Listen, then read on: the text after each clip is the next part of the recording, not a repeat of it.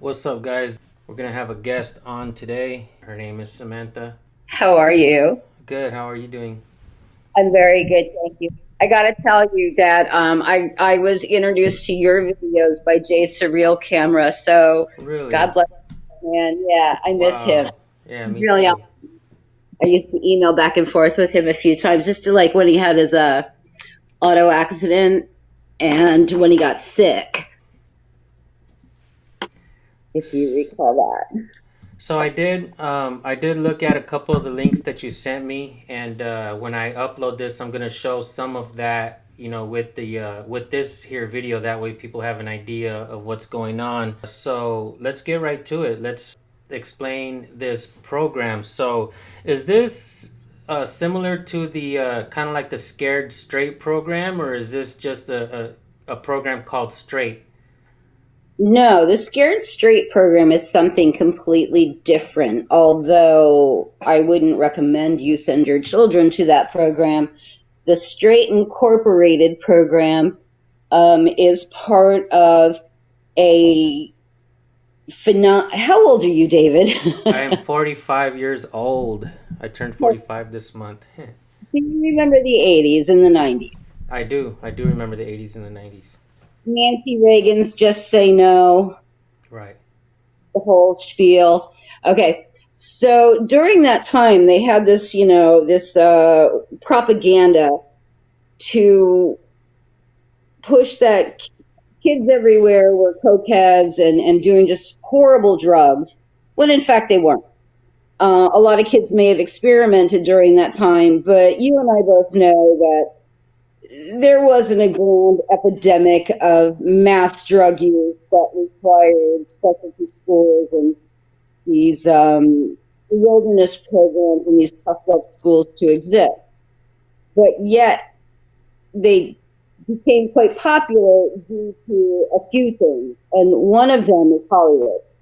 And the other is that these programs were put out there to recruit families to put their kids in, and these families signed over the rights to their children to these programs. And I don't know how informed they were that these programs were actually part of the government's medical experiments on children in order to understand the mass control of thinking and how to control people in order to get them in line for what they want us to say and do. Does that make sense? Yeah, it does. I did see that Nancy Reagan did have a little bit. Is she the one that created this program as well, or did she just promote it? She promoted it, but she was, if when you do a deep dive, which I highly recommend everyone do, it's really entwined. Like we had the drug czar, who was DuPont at the time. We had Nancy Wolf, who was part of the SAMHSA, the Association of Addicted Medicines. All of these people were some nasty, evil people, and they hung out with some nasty, evil people. And I, to this day, don't understand why they went down their own rabbit hole. I just know that I and thousands of other young people were subjected to their vile and unethical experiments of mind control. And do you think that this program was specifically made for mind controlling children? I'm not an expert on it. I'm just a survivor. But there are other survivors out there, like Marcus Chatfield, who went to university and wrote his thesis on this. And he has come to conclusion after being vetted by many professors that this, in fact, was a mind control experiment.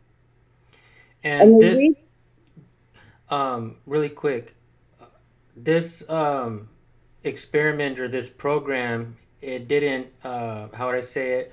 There was pretty much from poor families to rich families, right? Because I seen some of the video from Paris Hilton or how does that work? Is it just any parent who wanted to put their children in this program, or? No, in my opinion, it was a targeted group of people because this program in the 1980s cost $12,000 a year, not including food and shelter and expenses. That was just the money you paid to put your kid in the program. Then there were grants that you applied for. There was Medicaid that you applied for. So you paid them $12,000. You signed your kid over, and now they own you. So they're applying to Medicaid, and they're doing insurance fraud, which, again, thank God you can find there's tons of lawsuits on how they stole money from the government. Wow. So no, they didn't go after poor kids. They didn't go after. They went after upper middle class white kids Okay, that makes sense from what I've seen. and wealthy kids.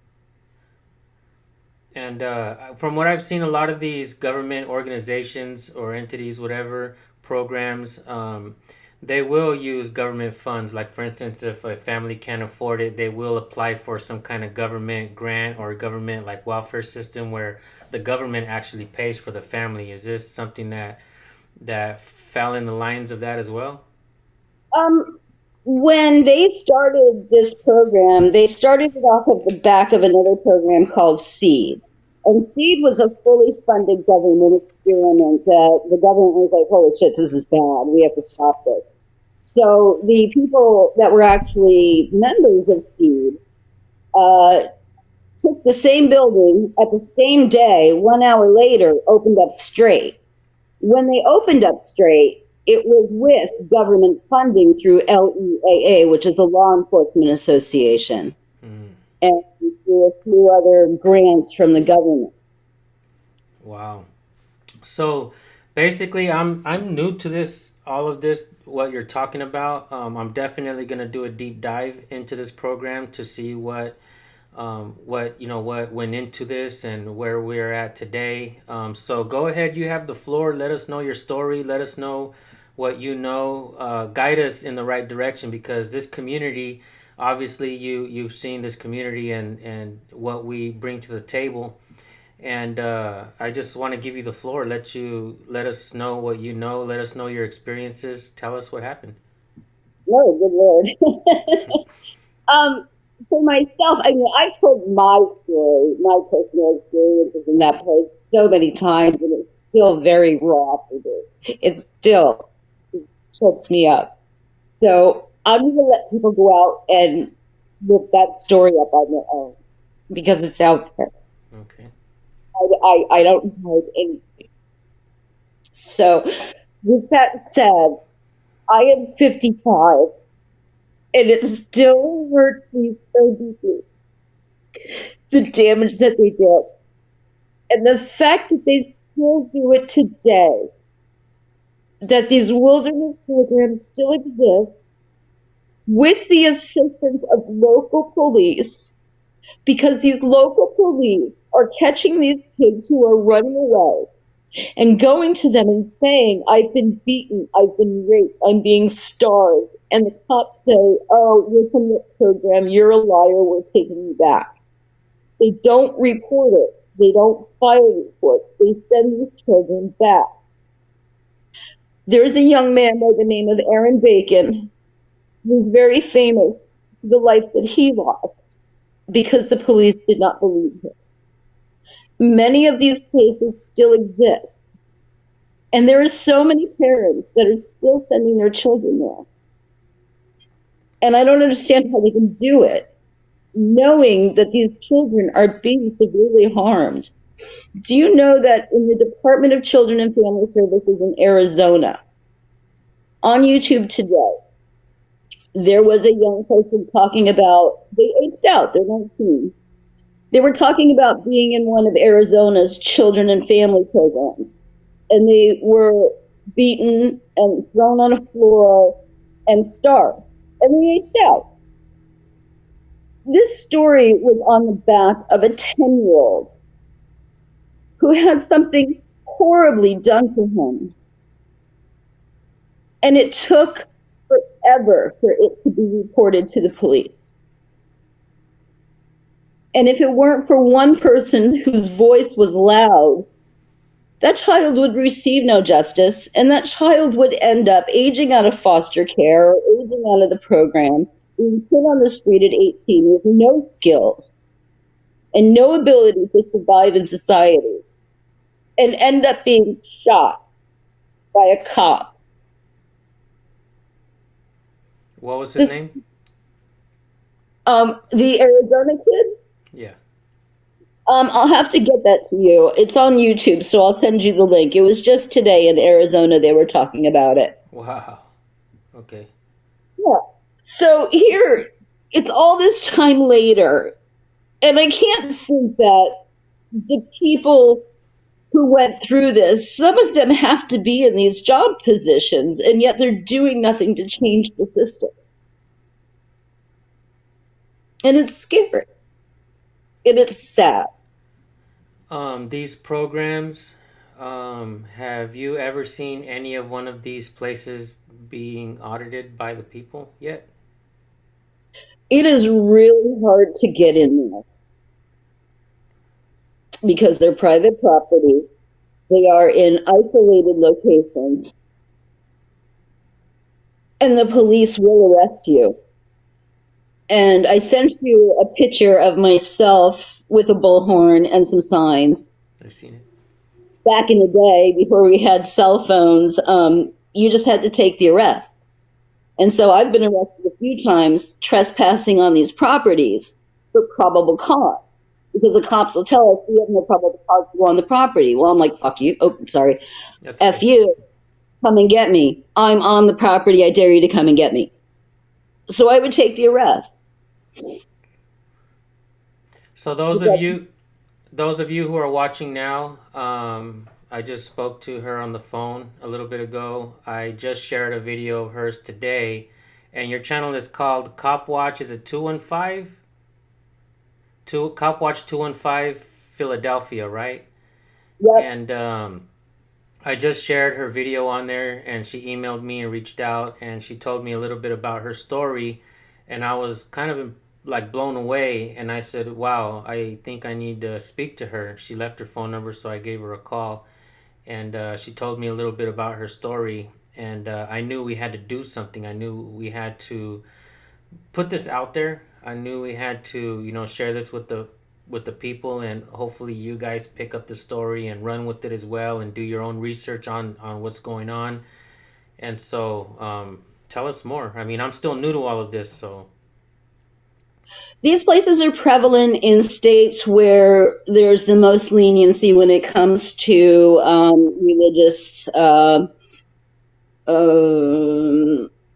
religious training. So, for instance, Utah is synonymous with these specialty schools. If you look up like the Worldwide Association of Specialty Schools, it's just it's hundreds and hundreds and hundreds and hundreds of these schools, but they're all under one umbrella, and there's only a few people who own the actual business. These things are like McDonald's franchises, and when one shuts down, another one opens. When we think of places like Devereaux, the Glen Mills School, Bethel Academy, any of these private JCCs, each and every one of them are for-profit. They don't give a shit about the kids. There's no rules. There's no regulations. You talk about, 6 weeks training to be a cop? Do you know what it takes to get a job as a counselor in a specialty school? A high school diploma. Oh, wow. No training at all whatsoever? Not till they get there. Wow. You know how hard it is to open a daycare center in this country? It's extremely hard. And you have to jump through hoops, and thus you should. Background checks, fingerprints. Do you know what their qualification guidelines are for specialty schools? Whatever the school says is appropriate. There are so many predators in these schools. And when you have children who have been deemed to be troubled children, and then they're stigmatized, and every adult says don't believe them, Who do you think is going to go and hang out with these kids? The ones that are going to take the best advantage of their vulnerabilities. With a capital P word. And it's sad. And when these kids do escape from these situations, unfortunately, they're not allowed to go back home. Their parents have told them, get out. So they're stuck on the street. Who do you think picks these young, vulnerable kids up and tells them, come with us, we love you, we'll take care of you? Pervs. Traffickers. And I know this. I know this because I experienced that as a 13-year-old who escaped from straight. And my story isn't unique. I'm not a unique human being. It happens every day. So they cause the damage, throw you into the street for a few years, and then profit off of the damage they've caused, because these same people who own these private schools are also investors in the private prison industry. Makes sense. Is this something also that you possibly know or believe, that, for instance, sometimes kids get caught up in the court system, kids get caught with drugs or whatnot, and is this something that judges also offer parents as maybe a solution, or like something like, for instance, oh, instead of going to jail, we will send your kids to this program if you accept? Is this possible that this is happening as well? They do that. They call it drug court. Right. And I don't know about all drug courts because I haven't traveled the country paying attention to every judge out there. But I will tell you about Cash for Kids, which are the two Monroe County judges who had a vested interest in a private juvenile center outside of Monroe, where they sent hundreds of kids and got cash kickbacks. And these kids that were sent for ludicrous reasons or for no reason at all. This sounds extremely familiar. Was this on the news recently or something like that? Was there a judge that actually got busted for this? 2 judges are spending time in federal prison right now for this. So this is part of that program? That was part of their drug program. Mm. And, you know, when you have a judge or somebody who's appointed to the juvenile courts who have family members or best friends who own these programs, then it's in their best interest to refer them over to their friend's program. But nobody checks to see if these programs actually work or if they're doing what they're supposed to be doing, which is to be providing mental health, emotional health, psychosocial health, and an education in order to prepare them to go back out into society. They should be better when they leave, not worse. And don't even get me started on the pharmaceuticals. Wow. I'm guessing they're pumping up kids with meds in there? They overload these children on medications for the most part. And again, I'm speaking in broad generalizations, but I'll tell you what, if any of you out there that own any one of these schools want to sue me, I dare you, because I will depose the shit out of you. With that said, from my experiences, again, back in the 80s, and I know that nothing has changed because I have spoken with many, many, many survivors throughout the decades. They are still using medication to chemically restrain children, which means to drug them just enough so they can shuffle around and comply and eat and sit in the chairs and watch TV. These kids are medicated, and they shouldn't be for the most part. And they are giving these kids doses that should be doses for adults. And they're used as a punishment, which kills me. Absolutely kills me.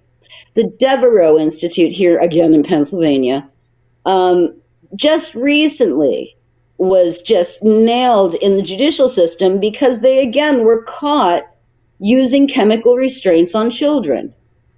Is this the same program that you were in?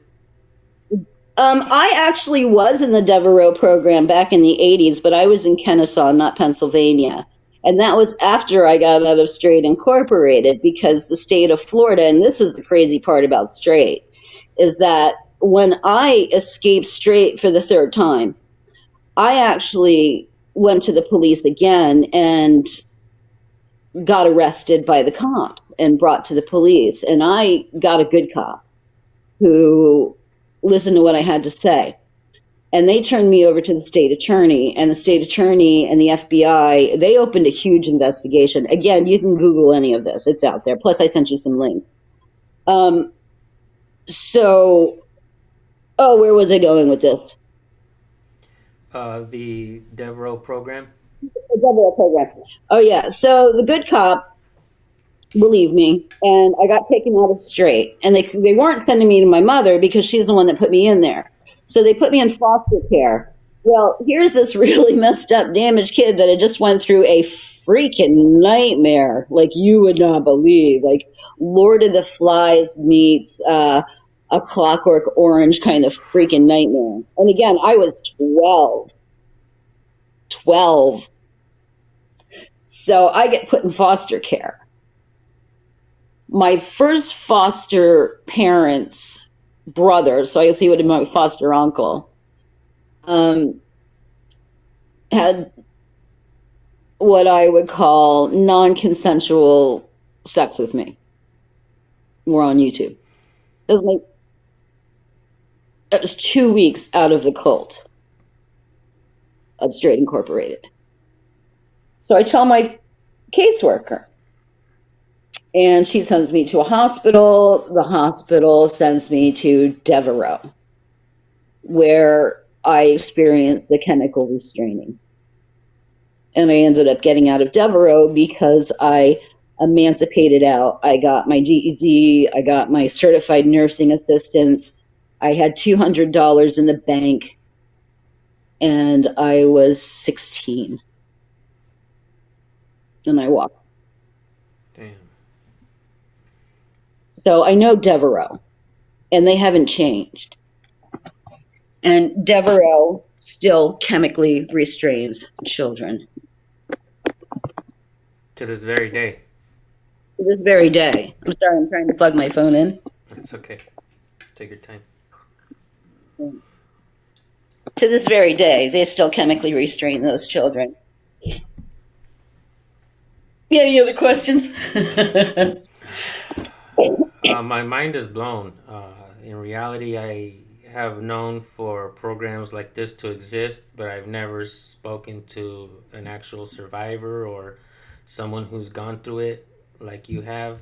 I haven't really, looked into it much, but I did hear of the story of the judge who was getting kickbacks because of this kind of program. And if I'm not mistaken, I have spoken to, I think, Jersey Watcher from New Jersey. Yeah. He knows a little bit about this stuff as well. I love Christo. He's awesome. Christo's awesome. I love Christo. God bless Christo. He'll be back soon. I know he's following the right advice right now. Yeah. Love me some Christo though. So He's awesome. We can I definitely want to do a follow-up with this interview with you after I've already seen some of the stuff that you've sent me. I will definitely be including clips and stuff about this program as well with this. So as of right now, I'm going to give you the floor to just basically say what you would like to say or add to this, or maybe guide us in the right direction. And then we can do a follow-up video or an interview, me and you, with more after I've done more research as well. Maybe I'll have a little bit more questions to ask. So maybe the right questions. And but just let us know how you would like us to, or what you would like us to research. Um, you know, because like I said, I'm kind of new to this, and I'm guessing that a lot of the First Amendment auditing community, cop watch community, is going to be kind of new to this as well. But this definitely opens our eyes, and I think that this will also give us more places to go audit.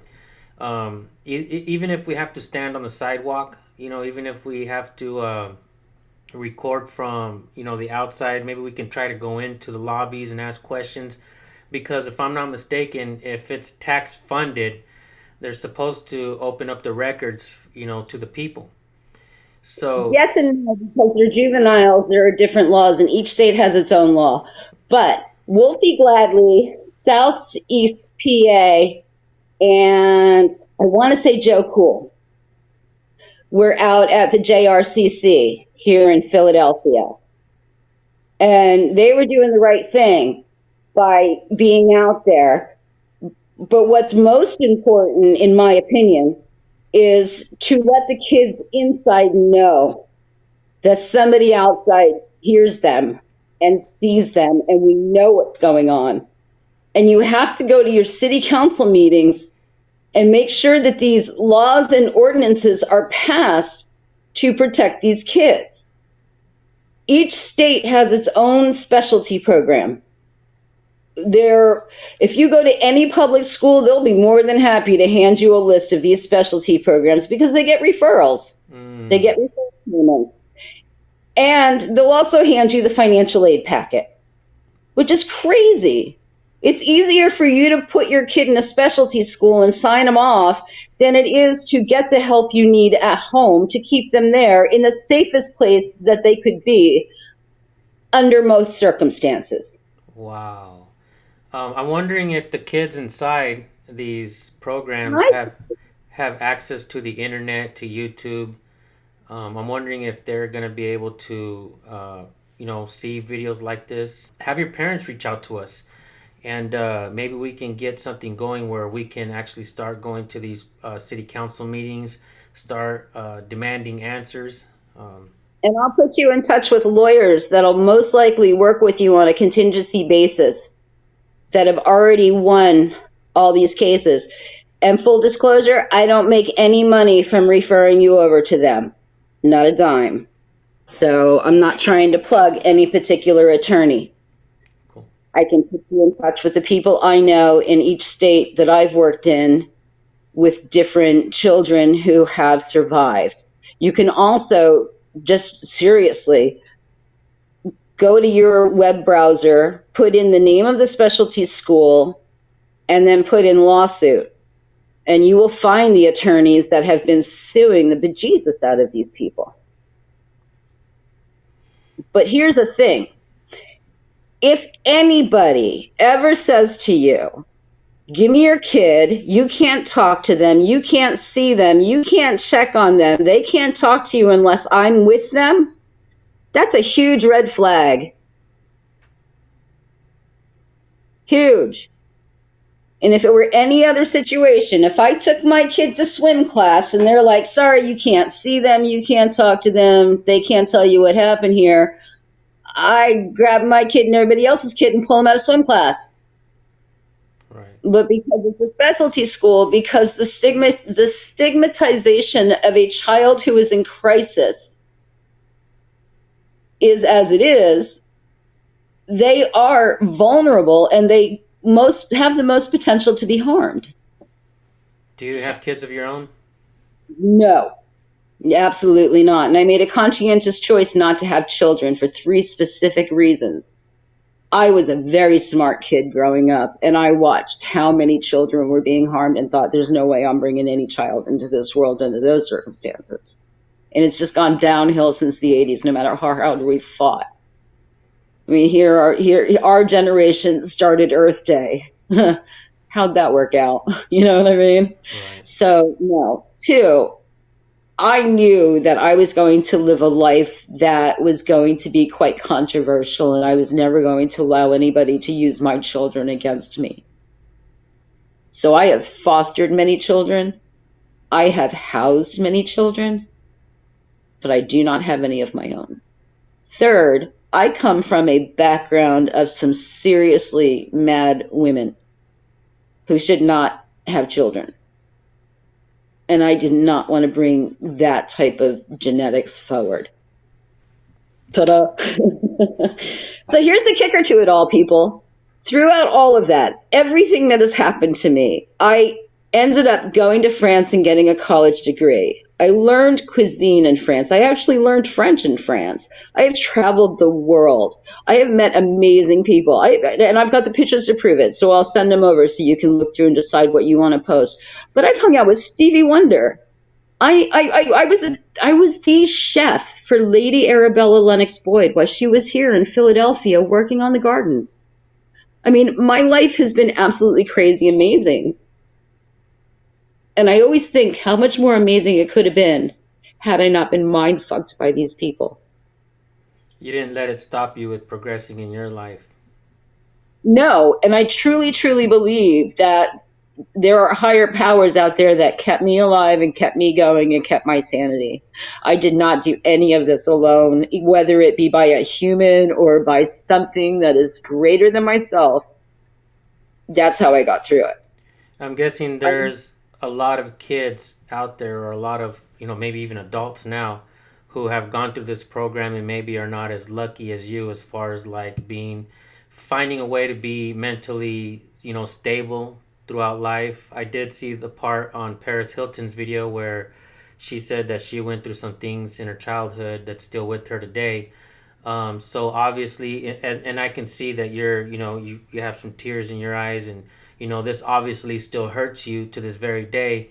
So I'm guessing that this thing is very traumatizing, and even though that you're able to become a chef, do things in your life, you didn't let it completely drain you of life. You found a way to fight through it, and now you're able to tell your story. And this is important for myself and other folks to hear your story as well and connect the dots, because I think a lot of the things that happen is sometimes these stories are told and they're being they look like isolated incidents. It's not a big deal. It's not a big deal.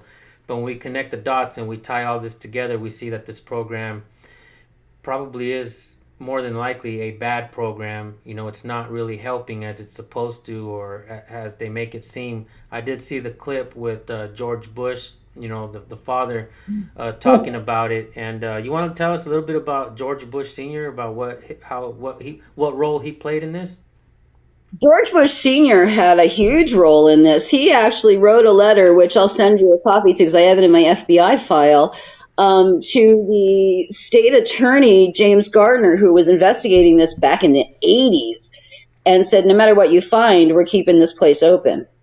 And he signed off on so much money, either through letters or through demands, to Melvin Floyd Sembler, who ended up becoming the American ambassador to Italy and the American ambassador to also Australia at one time. And I'm so proud because I got that bitch recalled. Really? Yep. I went on the Montel show, and the next day he was told, come home. Wow. Italy is the one that told him, get the F out. Wow. And I have a newspaper article on that too.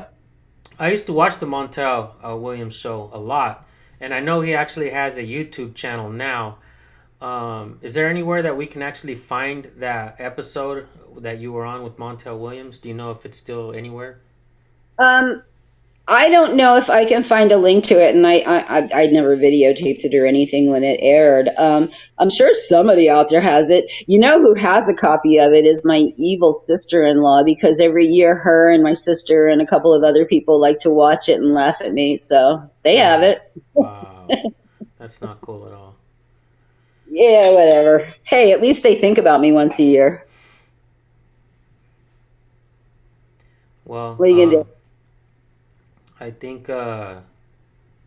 think your story is unique. I think not everybody has gone through what you went through, and I gotta say, I'm a strict parent with my kids. and I know, you know, the possibilities out there of programs as well. And I've been deathly afraid of my kids going through something like that. And I just think that your story definitely needs to be told. You know, there's probably going to be more folks reaching out to you, wanting to interview you. I'll also try to get you in touch with certain other folks as well. Maybe they will be able to highlight your story.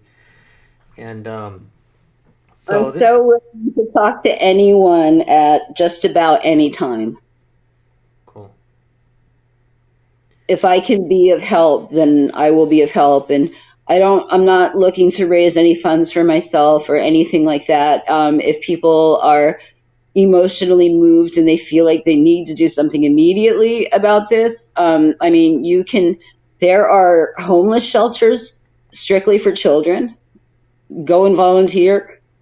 CASA, which is the Community Advocate Program, volunteer. It's only a couple hours a month where you're literally the voice of a kid. Write your legislatures. Feed a homeless person. You mentioned something that I find interesting as far as like some of the same people that invested in these, you know, this installation. These installations are some of the same people that invest or are owners of private prisons. Can you elaborate a little bit on that? I don't have their names all in front of me, but I can give you one prime example. It's a company called Cornell Costs. Cornell Costs, outside of Pennsylvania, owns private prisons. And Pennsylvania does contract to send kids out of state when they're full. In Pennsylvania, Cornell Costs, up until a few years ago, was part of the Student Reform Commission in Philadelphia, where the prison to pipeline was coined, in my opinion, from what I remember. And we couldn't figure out why they were going from school to prison. And then they got rid of Cornell Costs, and things changed. So when somebody is in your school system working with kids, don't just look at what they want you to see, their pretty little Facebook page or their advertisement. You need to go and dig deep and find out who the hell these people are.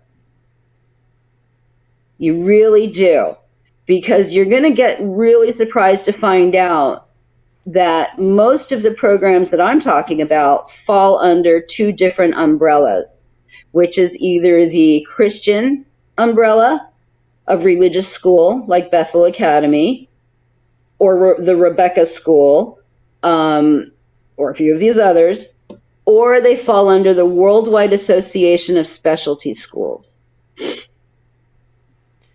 You also mentioned Utah, and you mentioned like the religious or the churches. I'm guessing. Yeah, that's George Bush. What was that? That's George Bush. Back in the 80s, social services were part of the government. Although not run wonderfully, it was run, and people were taken care of. In the 1980s, our president decided that he would go to what they called the faith-based initiative. So all the people that needed social services now had to go to the churches. Then they took over the foster care system. So children were being taken by caseworkers who work for their church out of people's homes and put in either the programs or in their foster care system.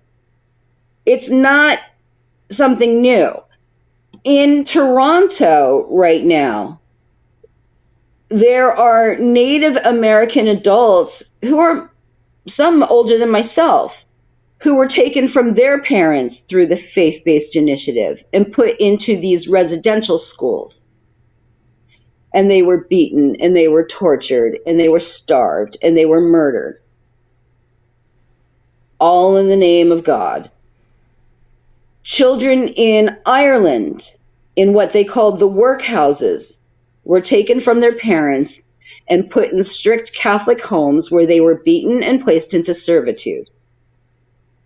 So they've taken it from put them in the Catholic home, beat them into servitude, to put them in, seriously, a freaking warehouse where one year they were making yachts and this year they're housing children.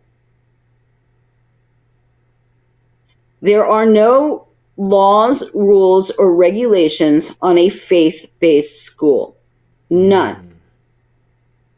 You can do whatever you want to your kid in the name of your religion. Wow. Whether it's right or wrong, I do not know. That's another story. Because I have my own thoughts on religion, and I'm somebody who, by the way, people, you can get out there and do whatever the hell you want in life. 7th grade education, a GED, no French. I went to France, got a job, went into university and got a university degree, became fluent in French, and learned cuisine. By the grace of God. So but where I'm going with that is I went to a Catholic university. I went to Institut Catholique de Paris.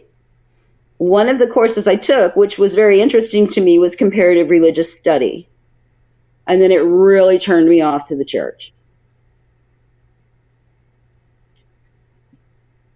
So when you have anything that is based on somebody else's opinion of how your child needs to be raised because God said so, you need to question it.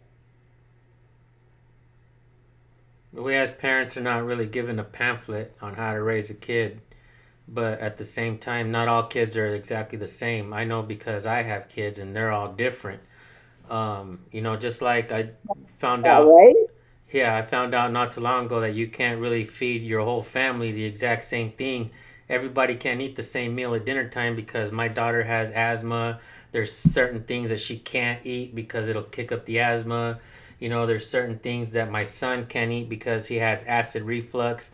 So it's kind of like that. Like, we're not given a pamphlet on how to raise kids. And we have to kind of learn along the way.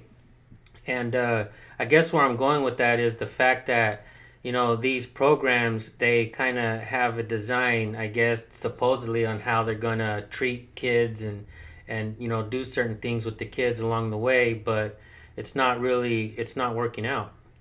And no, because you think that if they had a pamphlet that said, listen, we're going to take your kids, strip them of their identity, we're going to beat the shit out of them, we're going to starve them, we're going to make them move rocks from here and there, we're going to belittle them, we're going to put them in circles where they're going to beat the hell out of each other, we're going to take everything from them, and then we're only going to build them up just enough for them to learn to comply. That's it.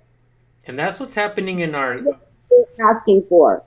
Yeah, that's what's happening in our what I see is it's happening in the education system as well. In public schools, they're teaching us how to comply and stand in line and raise your hand, and you all have to learn the same curriculum.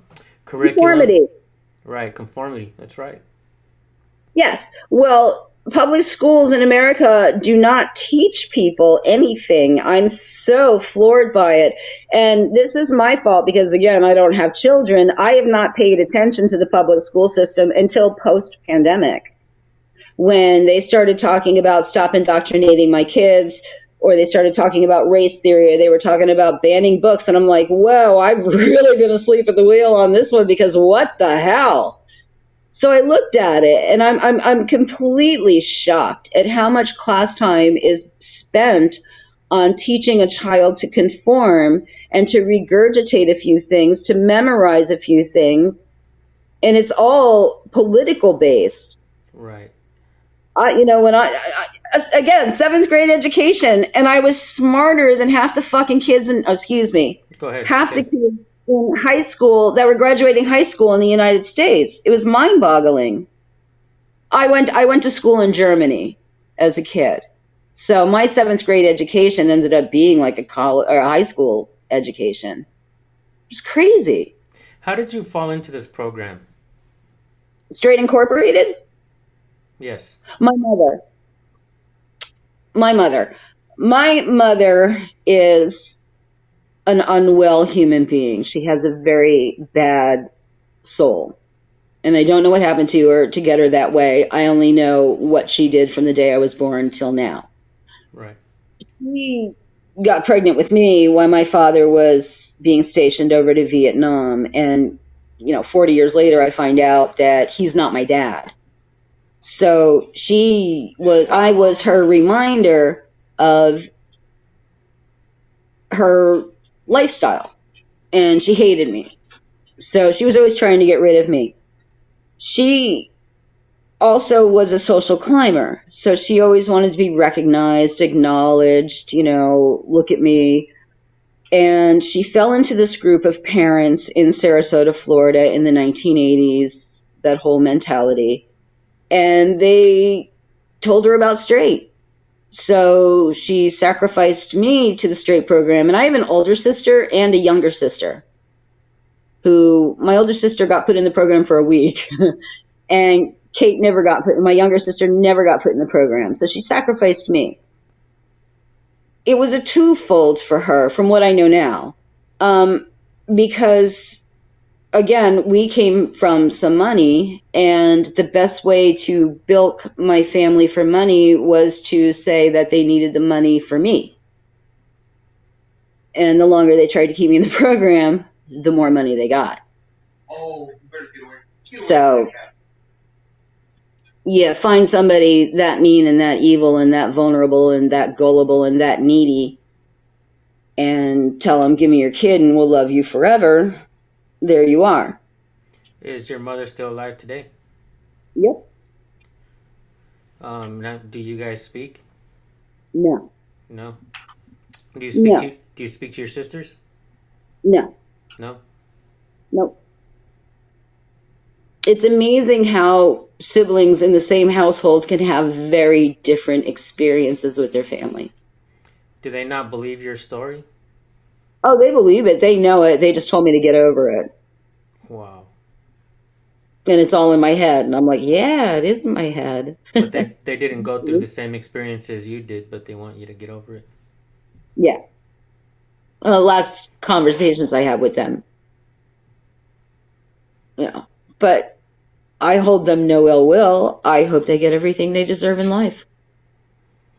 My mom, I can't run around hating her. I'm just one of those adults who made a choice not to allow a toxic parent in their life. And with it comes people thinking, what's wrong with you? Why don't you love your mother? And I'm thinking, go meet my mom, go talk to her, and then come back and ask me the same question.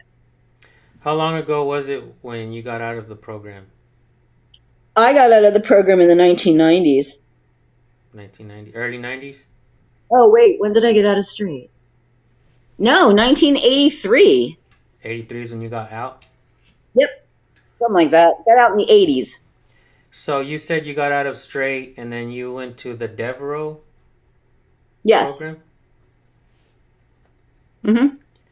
And how long have you been on your own? I emancipated at 16. So I've been on my own since I was 16. Out of the programs? Yeah. Away from all of it.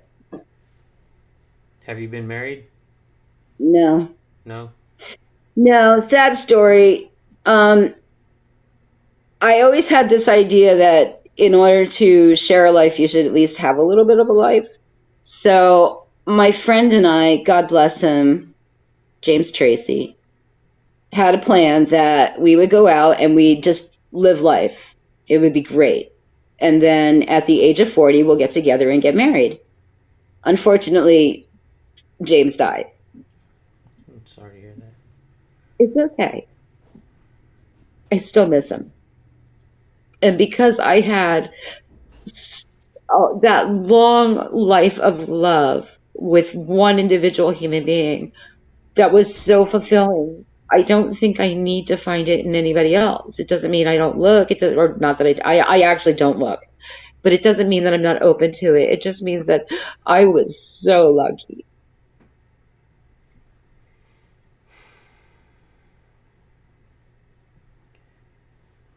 You know, when I got sick recently, I told my wife that I wouldn't want her to live alone. That I would want her to fall in love again and live the rest of her life. And, you know, she says things like kind of like what you just said.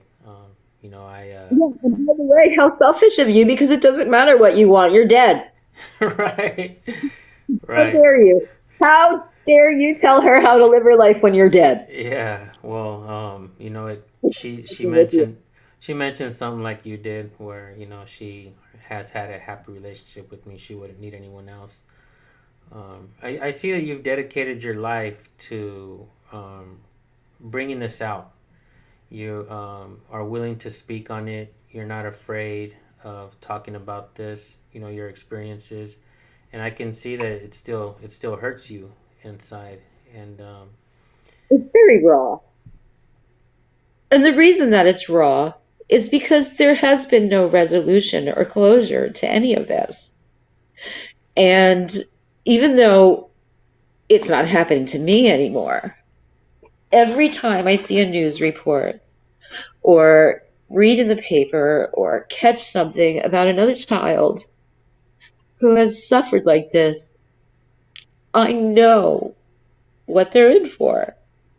And I ache for them. And my heart bleeds and breaks for them. And I wish that there was something that I could do other than what I do, which is to just run around and tell people that this is happening and we have to stop. well, I think you're doing a good job, and I think you're doing what you can do because, like myself, there's a lot of us who don't know about this. And just like we talked about the education system, the school system, I believe that it also, you know, even in the public schools, I believe that's a form of grooming. You know, just comply, just be obedient, just stand in line, raise your hand. We'll call on you when we can. You know, here's the curriculum. Learn this. You know, they don't teach us our rights. They don't teach us, you know, how to build us up. They just teach us how to be like just compliant. Automatons. They're training you to be automatons, be good factory workers because Right. the rich aren't giving you any of their money, trust me. And if you don't win the lottery or come up with something absolutely amazing that people like Elon Musk aren't going to freaking steal from you, then you're stuck with us. And I want to say something here, and it's a little bit off topic, but if anybody's listening to me and you actually think I'm making any sense right now, I've always thought one of the best ways to put the government to a halt is to stop giving them the paycheck. If each and every one of us in America refuses to pay taxes for 2 months, it would shut them down. But unfortunately, we have too many people willing to comply, right?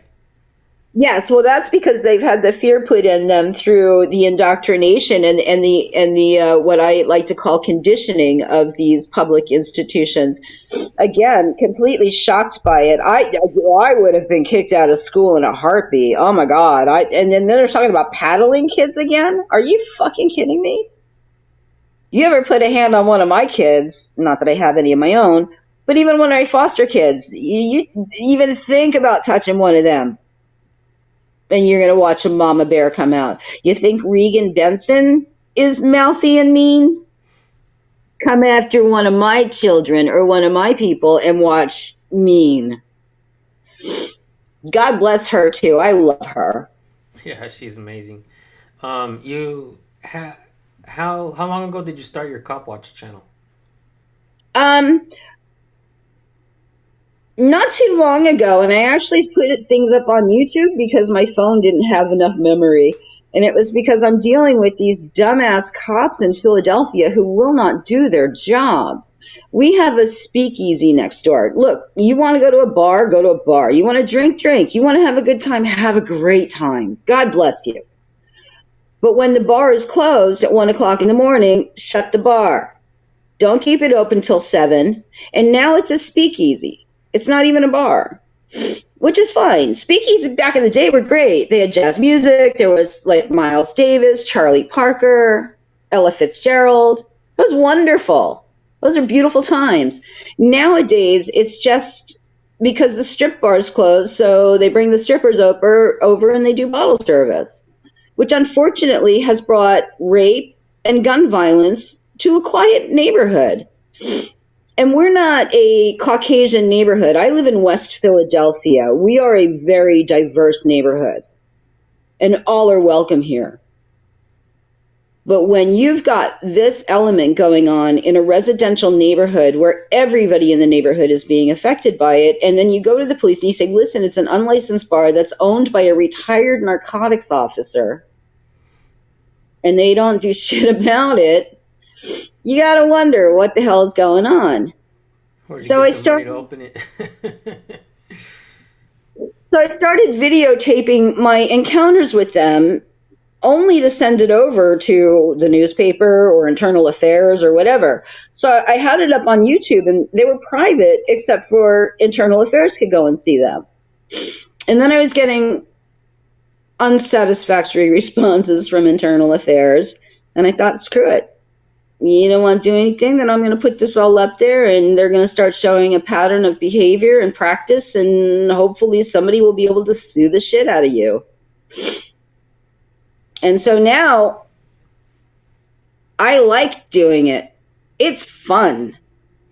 Yeah. I actually like doing it. I like holding them accountable. I am a 55-year-old white lady. If I were to use my white privilege in any situation, this is a good one. Because if they do shit to me, we know how people get outraged when the white girl gets hurt. So fuck it. So go ahead, shoot me. Go ahead, throw me in jail. By the way, I have a really good lawyer. And if you need a lawyer in Philadelphia for any type, or Jersey or Delaware, for any type of police brutality, again, get in contact with me because I'll put you in touch with the lawyer. Cool. You guys heard it. He will go contingency with most cases. Nice. He will. He's a nice guy. He's good. He's a civil rights lawyer. He's not a tort lawyer. So all he does is bad cops. Nice. Yeah. So he knows what he's doing. So I would say we got about 5 more minutes, and then I'm going to end this and edit it down. I do want to do a follow-up interview with you after I've done more research, after I watched the videos that you sent me. I will be adding all the links to this, guys. I will also be dropping her channel links. You guys can go subscribe to her channel as well. Let's get her over 1,000 subscribers like this. Are you over 1,000 subscribers right now? You're not, huh? No, but thank you, because I went from 112 to 222 in an hour because of you. So thank you. Nice. You're welcome. I want to see. To everybody who subscribes to me, I think that's like that you're supposed to do that, right? That's the courtesy. Yeah. Okay. Trying to learn all these wonderful courtesies in cyber world. It's a little weird. And now I sent you my phone number, so now you have my phone number. You're welcome to get in contact with me as well. I text you from my phone number. I text you this link. You should have it. And so now you can get a hold of it. What was that? I said, thank you. I'll give it to everybody. I'm kidding. I won't dox you. Oh, that's cool. I've been doxed out there already. It doesn't matter anymore. Oh, my God. When you go after people like the Semblers and Straight Incorporated, unfortunately, you end up going up against Scientology as well. So when I was in Florida trying to shut down Straight, oh, my God, I got doxed every fucking day. It was crazy. So does this program have something to do with Scientology, the Mormons? Tell me a little bit about that. Straight Incorporated is now known as the Drug Free America Foundation. They are responsible for all your workplace drug tests. Really? They are also responsible for all of most of your drug court programs. They are part of Operation PAR, Operation PAR. Look them up. I could go on and on and on and on and on about these people. The thing is that if you just Google them, there's more information you will find than I could possibly give you in an hour. But they are, again, umbrellaed. It's all under one umbrella. Is there? I gotta ask you this to be transparent on this. Is there any good? Is there any good that comes out of these programs, or is a lot of it? A lot of people deal with things like you have. I have read from other people that have said that they, and I will believe that they have been there, that they were helped. I've read posts. I've seen a few videos here and there of people who have said they've been helped. Any follow-up to those letters or video, I've always run into the fact that their mother, their father, their aunt, or their uncle owns the company. Mm. I have looked at Yelp and Google reviews. Go look at them yourself. If you go to Facebook and plug in, let me give another name of another school, Elon School. Plug in Elon School Survivor, or Bethany School Survivor, or Troubled Industry Survivor on Facebook. And you will see just so many different pages dedicated to thousands of children who have been harmed. There's not one page dedicated anywhere to anyone who's been helped. Wow. I was reading some of the comments on some of the videos, a couple of the videos that you sent me, and I will say that out of the several comments that I read, people are talking about the actual school they went to, the dates that they were there, from the month, the day, and the year that they went into this program, to the month, the day, and the year that they left the program.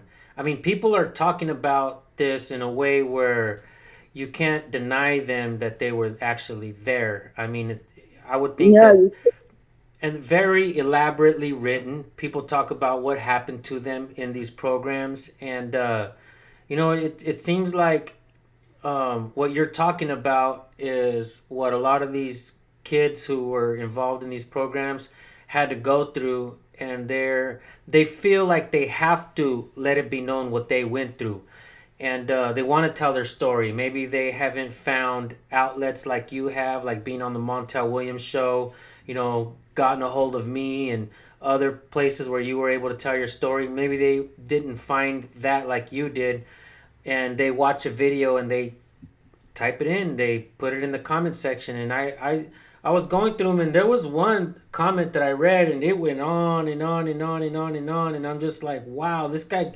almost wrote a whole book right here in the comment section, and I'm guessing that's why you say you could possibly write a book with all of this that you've experienced. and not only with what I experienced, but what I witnessed, which is a whole other story. Because and when you go and you look at these programs, you're going to realize when I say it's the Lord of the Flies means a Clockwork Orange, I really mean that. Because they put the older children in charge of the younger children, and the adults just enforce it through fear. It's like that trickle down fear. So your behavior is kept in check through the fear of being beaten, starved, isolated, drugged, raped, at the behest of somebody who may only be 6 months older than you. There was a book that I read years ago, and there was even actually a movie made about this, and the book was written by the author Lorenzo Carcaterra, and I think has Kevin Bacon in the movie, and he's a prison guard who was raping boys. I don't know. Oh, Sleepers! Sleepers. Trigger movie. I remember. Trigger movie. Yeah, I remember that. That book was far more detailed than what the movie showed. But I've seen things like this. I did a lot of research back in the days of the Franklin cover up. A lot of different things where kids are in these programs or go to like juvenile hall, and a lot of things, a lot of areas that they go to, a lot of installations that they're remanded to or whatever. and it blows my mind of what happens behind closed doors. And It's interesting that you brought up the Franklin story, because that goes back to Boys Town, which is really crazy. And out of Nebraska, where many young boys were taken from there and trafficked. So yeah, and when I say we, I mean myself and my group of survivor friends. We've spoken with a lot of the people with the Franklin cover-up, and we've worked directly with a few of them: Stephen Hassan, Rick Ross. Who's the other? There's a professor emeritus that we worked with that they also worked on the Franklin cover-up. And when you look at the Franklin cover-up and the correlation between those people and the Straight Incorporated people, you're going to find that there is a connection between them, which is mind-boggling.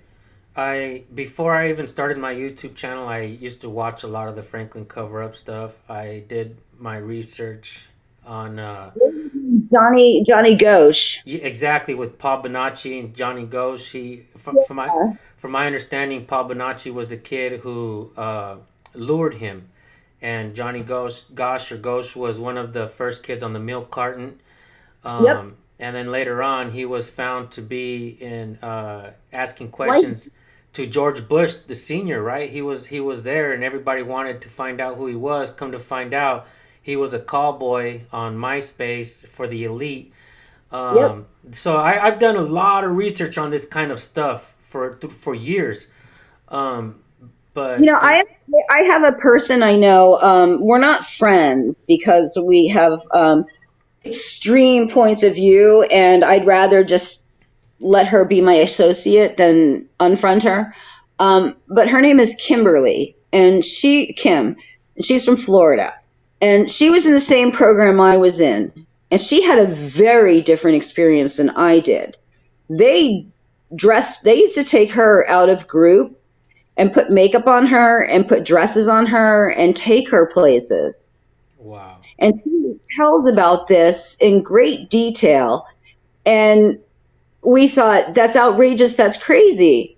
But then we started connecting the dots. And the one point that she had made that we were like, oh my God, everything she's saying is dead spot on, was that they would take her on the owner of ExxonMobil's private jet to other states with other straightlings, as they called us. Straightlings.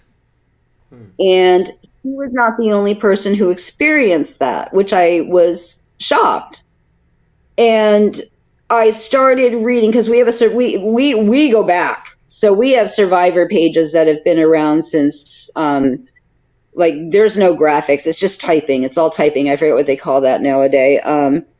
Like Read It. It's very much like Read It. The Agitator is one. Fornits is another. So they're just groups. And so I went and I started reading other survivors' accounts, and there are these group of young girls out of the St. Petersburg program who didn't really know each other in the program, because you're not allowed to talk to anybody. You're not allowed to be friends. And that's a whole other story I'll tell you about another time, how the program actually works. But you're not allowed to talk to anybody, look at anybody, speak to anybody. That's just no. You're allowed to talk about the program. You're only allowed to speak when you're called on. That's it. Otherwise, you sit there and you shut up. And there's actually, I sent you a link to a movie that was made about Straight Incorporated, so you can actually see the dichotomy of how they situate you. I watched a little bit of it while I was shaving, and it showed the guy it showed him kind of, his buttocks. He was a little naked, but I guess the movie kind of goes into detail. Yeah, that's over the GW. Right. There's another called Surviving Straight. Surviving Straight, okay. Yeah, I can see that link as well, which will actually show you more of what it's like to be inside the program. Wow. Nick's story, and I sent you the link where he spoke in front of the GOA. so that, in front of Senate, a judiciary hearing about these specialty schools and how heinous they were. There were some legislatures that were really trying to stop this crap. They got run out of office.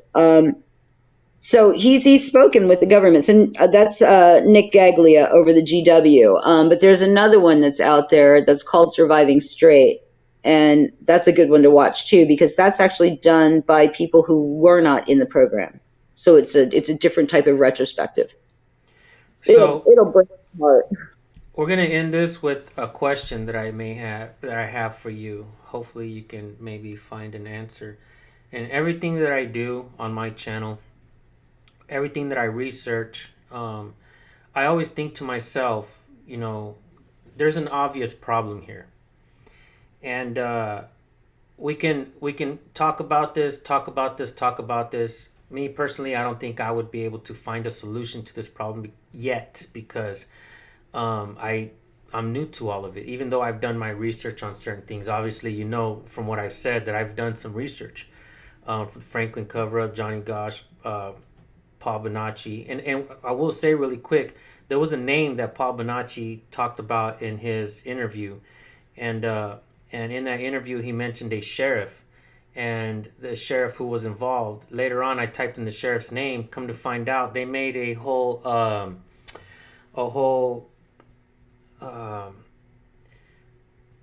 what are those called? Those parks that you go in and you have to pay a toll to go in. What do they call these? National parks, right? They made a national park named after this sheriff. What the heck? Yeah, so this shit goes deep. I don't want to call it a rabbit hole, but what I'm seeing is this is huge. But oh God, honey, it is a rabbit hole, and it's a scary rabbit hole. And I mean, conspiracy theorists galore when it comes to this type of stuff. Right. It's really freaking sad. But as conspiracy theorist as it is, and no matter how deep the rabbit hole is, it's the truth and it's fact. And it's one of those that everybody's let happen. When, with these different schools and the wilderness schools, the cops turn a blind eye because the cops are being given a shitload of money and thank yous and awards for some reason. They love the ribbons. So they're given all these things. They're given these little perks and accolades, which reinforces the behavior. And there's nobody being held accountable for it. And again, there are no regulations on these schools. There's none. Zero. Zero. That leads to the question that I want to ask you is, you who've been in this program, you who have experienced this, you who have done your research on all of this, what do you think would be a solution to this huge, massive problem? Have you thought of one? I have, and the solution isn't simple. But I believe that the solution must first and foremost start at home. We need to go to the family unit and figure out what that family unit needs individually in order to thrive and survive in society. We cannot cookie cutter every family to fit every program. It doesn't work that way. It just doesn't. So if you have a kid who's being truant in school, who's mouthing off, actually, let me give you an example because this one's funny. Bunch of parents, and it's on YouTube, so I'm going to send you the link. It's a little short. I laughed and I cried at the same time because of the situation. A bunch of parents show up at what looks like a first grade or kindergarten class. And the teacher goes, "Hello, parents. Hello, teachers." And this little 5-year-old goes, "Shut the F up." And then she says something to him about, "Honey, do you need to leave the classroom?" And he's like, "FUB." And they, of course, remove him from the classroom. I mean, we laugh at it because here's this little kid who's using some strange words that, it's irony funny. But when you look at the deeper aspect of it, here's a child who's 6 years old who has heard "shut the F up" and FUB so much that he uses it as part of his everyday language. Something's going on in that house. That child does not need to be removed from his family who will love him the most. Again, not all circumstances. If a child is being harmed and you have to remove them from emergency, I get that. I'm talking about the everyday issues that land children in the prison pipeline. Small behaviors become criminalized. You cannot modify a child. You can find out what's going on with them and then help them either learn to cope or learn to deal, or give them an opportunity to change. You can't beat a child into submission. They're not dogs, and you shouldn't beat a dog into submission either. Right. So you have to start at the root cause of the issue. Most parents are overwhelmed. They don't have anything to look at as a lot of, it's the learned behaviors. So this is what I learned from my parents. This is what you get. And most people don't see anything wrong with it, and they wonder why their kid's all messed up. Well, look at yourself, honey. You didn't like the way your parents did it to you, so why are you doing it to your kid? Right. Grow up. We need to teach our young people to, one, take time. Go live life. Children should not be raising children. It's ridiculous. Be happy. Go live. Travel the world. Learn something. And then when you feel good about you and your heart, hopefully you find someone or you don't, and you have a child. But now you have something to share and give to this child, and you're not trying to live your life through that child, placing all of your expectations, wants, and wills upon them, expecting them to be these fully grown human beings at 6 years old. Do you think Sorry, go ahead. I was going to say the other problem we have is that we have a society that sexualizes our children and forces our children to see things that they should not be seeing. And they should not be thinking and feeling these things based on what is being commercially sold to them. I do not understand why our young children are being dressed in tank tops that come above their belly buttons and stripper pants. You're sexualizing your kid. You're setting them up. You are advertising your child to the world. We've lost perspective on what is important. I see so many moms and dads out there buying these beautiful things for themselves or their kids at great expense. How much time did you spend with that kid today? Did you read with them? Because that is more effective and so much more valuable than a pair of shoes they're going to grow out of that look good on TikTok. Right. And oh, by the way, parents, please, please, please, please, as innocent as you think those videos are of your children out there, there is some bad guy that is talking to himself while he's watching your child. You think that it's cute, and it is, but make it private. Do not share it with the entire effing world. The entire effing world is going to take your kid if you advertise them. So stop it. Stop it. I agree. Stop. They're not handbags. They're not marketing items. They should not be marketed, and they should not be marketed to. One thing I'd like to mention is there was a channel called Ron Benghazi Headland. I don't know if you've heard of him. Yes. He went to, I think it was a library where they have, I think it was a library where they actually have a drag queen reading time. And he went out there and he protested against him. And, even the people that work there, they come out to tell him, don't record here. And the look on their faces when he asks them, are you having drag queen reading time here? And they just stay quiet with that look on their face like, oh, shit. It's quite hypocritical, isn't it? What's that? Quite hypocritical, isn't it? Absolutely. There's also a new channel that's come out. His channel name is The Bacon Project. I'm going to be interviewing him as well really soon. This guy was transgender. He went through all of the stuff that they pushed onto him in school. He's been interviewed. He interviewed the conservative twins, and he's been on the Epic Times or the Epoch Times. I don't know how you pronounce that. And they did a news story on him. This guy is running for school board, and this guy is transitioning back. You know, I read the article. Jersey Watcher is the one that he's like, dude, you got to read this guy's article. It's amazing. You got to interview him. And I'm like, okay, I seen the article, but I didn't read it all because my time is super limited. I'm just being bombarded with stories and, you know, videos being sent to me and stuff. And I'm trying to get these things out as fast as possible to help the auditing community grow. But one of the things Jersey Watcher and I talked about with the Bacon Project's channel is the fact that now this guy has been on the side of being groomed. This guy now is transitioning back, but now he's speaking out against the grooming that's happening in the schools.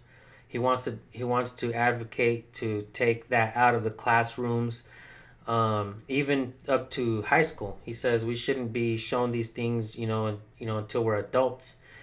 And they do it in a way to push it into schools so that the kids can grow up to be, what's the word I'm looking for? What was that? Desensitized? Yeah. And it's so, and I guess one of the reasons why Jersey Watcher thought it was important for me to interview the Bacon Project is because it's going to be hard for the other side to say, oh, this guy's just a Trumpster, or this guy's just a conservative, or this guy's just talking against the, about what is going on, yada, yada, yada. And I agreed. I think I definitely should interview him because this is somebody who has been groomed, and this is somebody who fell into the trap, and it almost actually killed him. And so now he's speaking against it, and I think that these are topics and things that really need to be talked about. Now, one of the things that I'm seeing as I'm doing the research, talking to folks, is the fact that right here. Let me throw in something right here. Uh-huh. There was a point in time in public schools where they had guidance counselors, and those are people that were quite well educated and trained specifically in issues of adolescents and teenagers, and they removed them from the school. So who in the school is qualified to direct, teach, enable, encourage, or otherwise a child on something so intimate as their own sexuality? And when did it become okay for any school, be it public or private, to discuss the sexuality of a child without the express permission, guidance, and clarity of not only the parent, but of an advocate who's speaking specifically for the child? It's, these cause du jour, and you want to be a drag queen, God bless you. I fucking go to drag queen brunch. I think they're hilarious. They're great. I love me a drag queen. I even bought a drag queen dress because I thought it was beautiful. Be a drag queen. Knock yourself out. If you think you're transgender, then please explore it. Find out where your identity lies. But don't project on everyone else. It would be as if I went to Alcoholics Anonymous, stopped drinking, and then ran around and told everybody, you're an alcoholic, you should go to Alcoholics Anonymous. It's my experience, my opinion, and I can't force that on the mind of a child when that mind is being developed. And here's the other thing that people aren't thinking about when they're thinking about the adolescent and child mind, and it's called imprinting. And when you imprint on a child, and case example, my traumatic experience as a 12-year-old have imprinted on me so horrifically that I have complex post-traumatic stress disorder.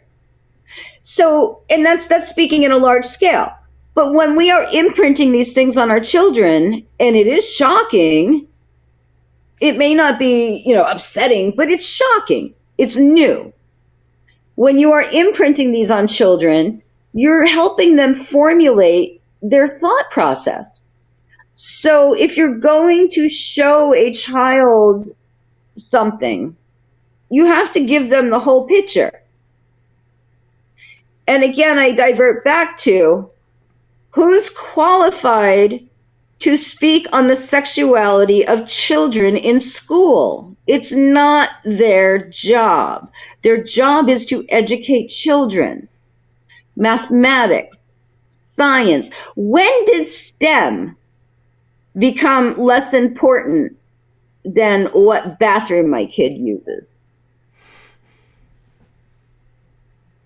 There was a channel that I watched years ago when I first started my channel. I don't know if it was a channel or just a couple videos, but there was a guy who would go to the Board of Education meetings, and he was finding out that they were teaching kids about transgender, about these types of things, sexuality, and he was pissed off, and he was saying we need to get this out of the schools because first and foremost, how are we having this organization come in and they have no license to teach? How are you, without even the knowledge of the parents, are going to allow these things to come in and these organizations to come in and teach kids things that were never even approved? And he won. He won, if I'm not mistaken. Don't you have to sign a permission slip for your kid to attend health class to learn about condoms? Right. And birth control?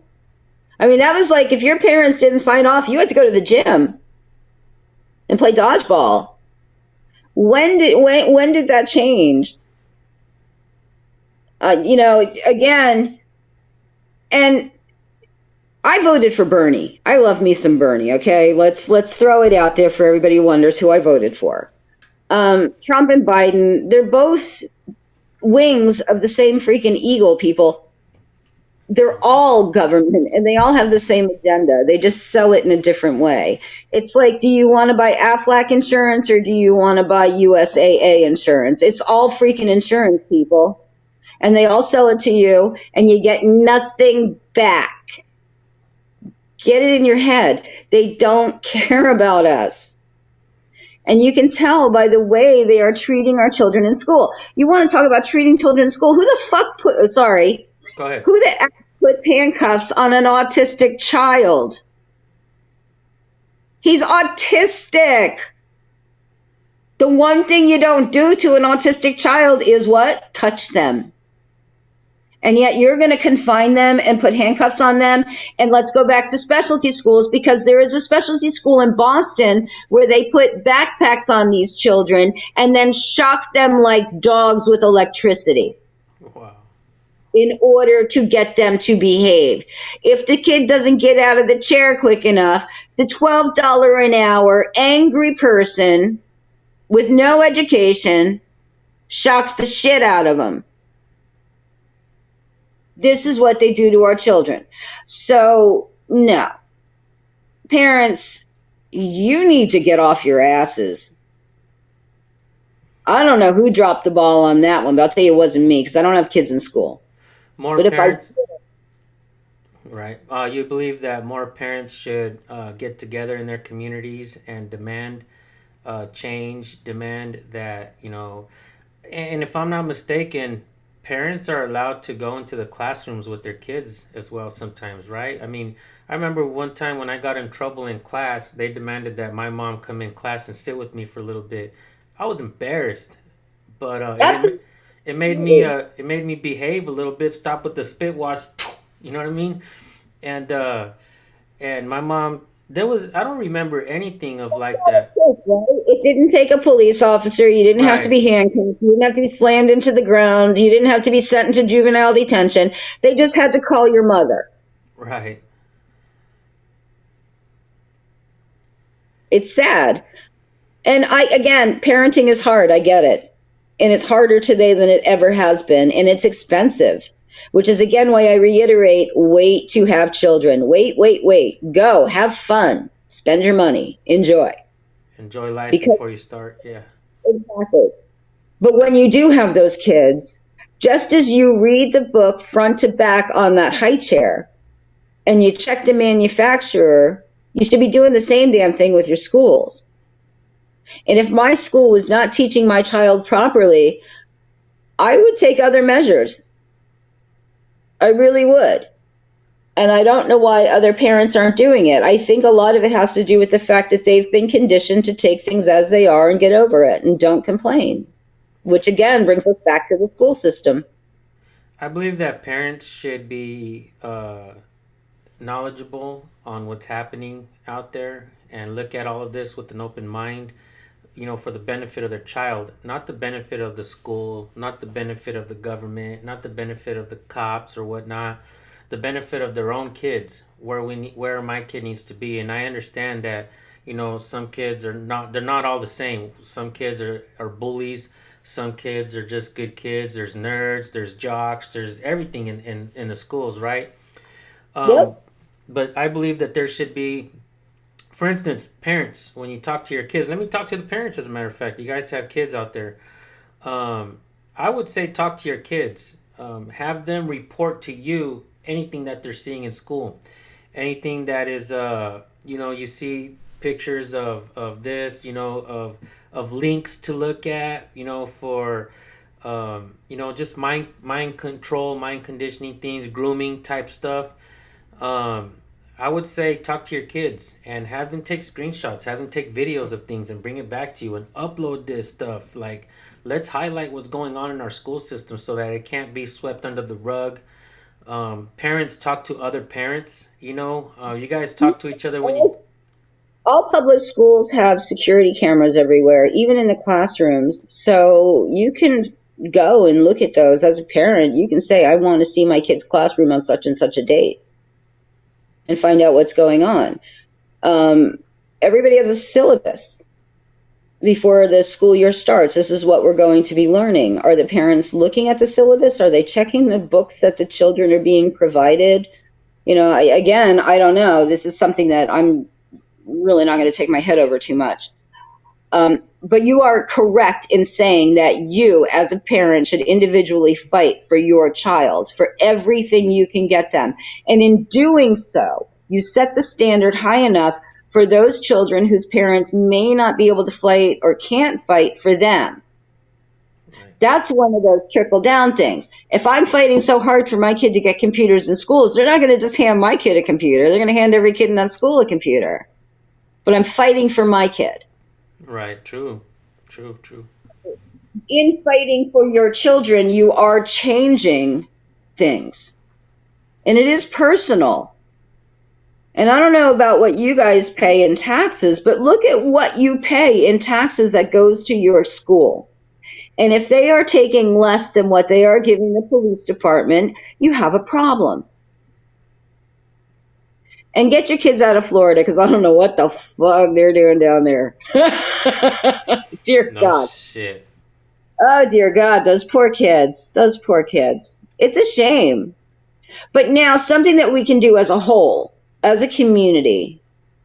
There are animators out there. There are lecturers out there. There are people who can read books really well. Go to your Facebook, your website, whatever page you have, open that book and start reading like you're reading to kids. Read stories. Read books. Talk to them. Kids are amazing. And oh, by the way, those kids are going to grow up to be adults. So you might want to consider what type of adult you want in life, because you're growing them. Damn good point. I think we're gonna go ahead and end this now. It's we've gone over the. I might have to put it out in parts, because when it's a really long video, folks get tuned out fast. So I might have to put this out.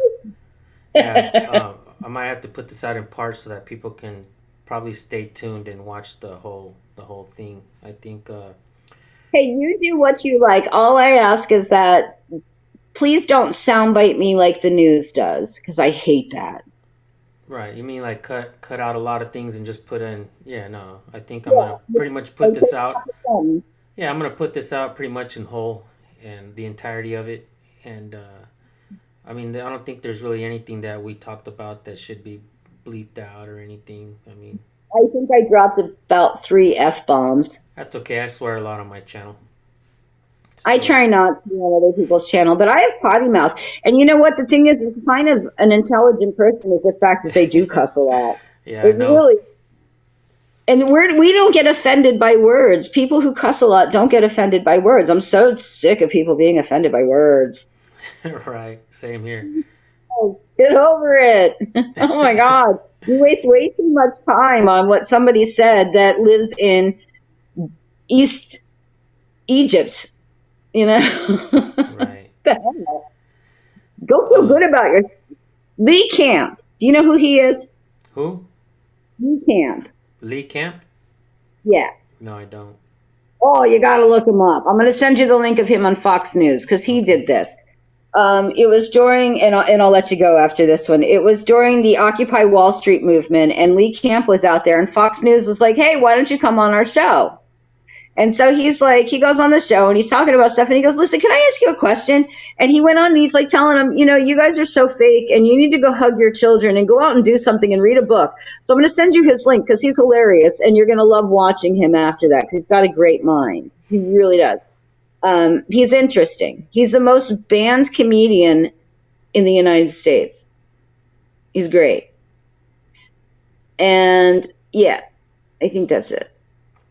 I'm gonna try to get you in touch with a couple folks as well. I did a podcast episode with David Nino Rodriguez recently. I don't know if you watched that full video, I but do. he started the interview with I Back the Blue, and I thought, oh shit, this is gonna be very hard. And a lot of his support group on his channel are Back the Blue supporters, but fortunately a lot of folks actually agreed with what I was saying. I think like 99 to 98% of the folks, his viewers, and the folks that I had sent over from my channel, they were in agreement of some of the things that I was talking about: holding police accountable, kids learning their rights, people knowing their rights. Like we just talked about parents, we just talked about a lot of different things, and one of the things I've been talking about recently is we shouldn't send our kids to dances, to football games, to Starbucks, anywhere without them knowing their natural rights, their unalienable rights. And I think that's important. Before we allow our kids to leave the house, we should make sure that they have an arsenal of knowledge of things that they can use, these tools that they can use to allow them to not get taken advantage of, not let the police violate their rights, and just I think it's important that we actually teach our kids. My mom used to say something in Spanish right before I leave the house. She said, "Pinches cabrones pendejos." She's like, "Te van a manipular." She says you. She used to say, "You guys are dumbasses. As soon as you guys get out there, you're gonna be manipulated. You guys are so easily manipulated. As soon as you walk out the door, they're gonna manipulate you." And I think when she used to tell me that, I think it was a form of how do you say that? Keep your nose clean, kid. Yeah, and it's like just pay attention to when you're out there. Don't let people manipulate you. Don't be easily manipulated. And it was I think You teach your children to look both ways to cross the street, but you're not going to teach your child to pay attention to their intuition of somebody who may be preying on them. right. Right, and now we're seeing that it's actually the schools as well, and I've seen this as well. Check this out. My son, when he was younger, the school tried to tell us that he needed, that he had like I don't know if it was ADD or ADHD, and they wanted us to put him on some kind of shit. I remember I was sitting there and I was like, wait a minute. I was like, this is a school. You guys not even like a medical facility. I've never brought my son into a medical facility, and I said, look, and they were trying to encourage me to sign over my son to take these medications or whatnot. And I Yeah, well, said, all public schools that have children that are on some sort of ESP get extra funding from the government. So it's absolutely. easy to label the child and label them so that you get more money, as opposed to looking at this. Your kid didn't have ADD or ADHD. He probably was just bored as shit with a bad teacher. Yeah, Maybe he was hyper. you're right. And I remember saying to the woman who was talking to me and my wife, I said, look, I said, you're saying this about my son. And I know my son could be a little shit sometimes at home, but that doesn't mean just because he bad mouths me or doesn't listen to everything I tell him to do, I'm gonna put him on some kind of drug that's gonna, make him obey or whatever. I was like, let me ask you something. When there's an incentive like that and the schools get funding because of this type of stuff, couldn't that lead teachers to say, okay, now I'm going to look for one of these kids that I don't like, or one of these kids that don't listen to everything I say, right? Some kid that maybe bad mouths me. Couldn't that teacher start, looking at that kid and saying, all right, I'm gonna make sure that kid right there, I'm gonna write him up for every little bad thing he does. I'm gonna blame everything on this kid, and now we're gonna entice the parents to putting him on this, and that. So even teachers, I believe, could be pushed down the wrong path to do this to kids who maybe are just being disobedient or just. Absolutely. And that's why a child's school record should not be looked at by anybody other than the principal and the school superintendents, because you can send a kid to one classroom and the kid may not get along well with the teacher, or there may be something going on in the classroom where there's a behavioral issue. And so the teacher writes up this report, and then every teacher after that looks at it and goes, oh, he's a problem kid. So then they treat him like the problem kid. Right. And they never give him a chance. So the minute you label a kid in a classroom, that's it. It's over for them. And we have to stop doing that. Again, we have to look at the root cause. Back to the 4-year, or back to the kid that's like, shut the F up, B. What's going on in that kid's household that he's hearing this every day? What's going on here? But we're not going to say that this 4 to 6-year-old child is a problem child and thus should be disciplined, and 12 years down the road, his shut the F up B comment in kindergarten is now the reason why the cops think that they got to beat the shit out of him in the high school. You got to stop labeling our kids, and we have to stop drugging our kids, and we have to stop sending teachers to these pharmaceutical paid conferences that are under the guise of these teacher accreditation learning programs, where they're only pushing the medications through teaching the teachers how to identify ADHD, they never take them out there to how to identify a sexually abused child. There's no money in that. Very well said. The pharmaceutical industry incentivizes the school. The school incentivizes the teacher or the superintendents. The superintendent incentivizes the schools. The school incentivizes the teachers, and the teachers get away with it because, one, they're not thinking right, or two, they're caught up in the I want to make the accreditations and the money. I agree. But when you have a pharmaceutical company that is donating oogles of money to the re-election of a school superintendent, there's a fucking problem. Yep. That's parents get involved with the Board of Education meetings. Absolutely. Absolutely. I used to attend these Board of Education meetings during the Cash for Kids. It was a nightmare. It was a fucking nightmare. And I was only going after Cornell costs. And you should have seen the crap I went up against. And I didn't even have a kid. Thank God I didn't have a kid in school, because I could just imagine what they would have done to my kid. But yet now, these school boards are ridiculous. I've dealt with schools, and I've dealt with a lot of the bullshit along the way, with my kids. From one time the assistant principal, I guess my son wasn't always supposed to wear a beanie on campus, but my son always wore his beanie. He had long curly hair, and he always liked to wear his beanie. Let me stop you right there, because I would tell the principal, what the fuck are you doing telling my kid he can or can't wear a hat? It's a fucking hat. Well, it's a hat. That's what I did. I went in there and I said, it says right here in the rules that when it's cold and my son gets earaches when air hits his ear, I said it says right here that you can wear beanies.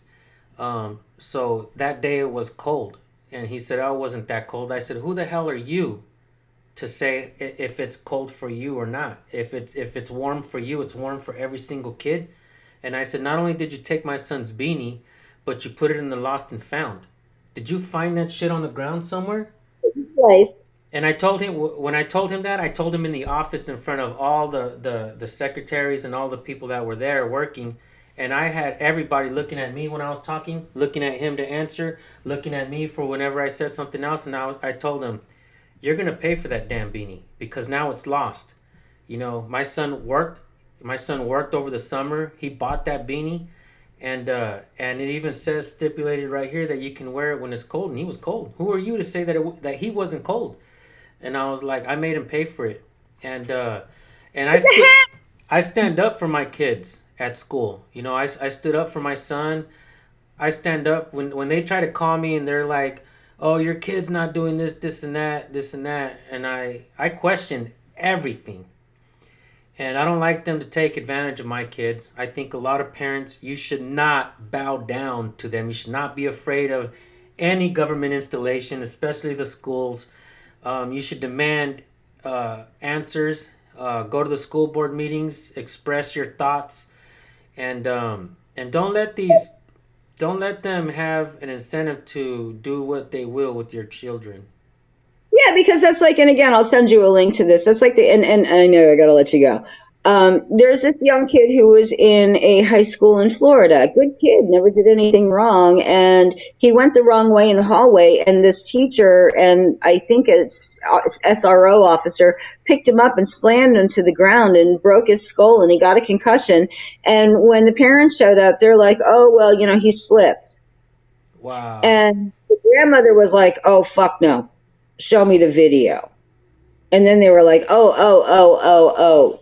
And it turned out that the kid, you know, and the kid had no recollection as to what happened. Like, he lost his memory to it. But if it weren't for the parent not taking the word of these people, they would have gotten away with it. So you have to advocate for your own kid.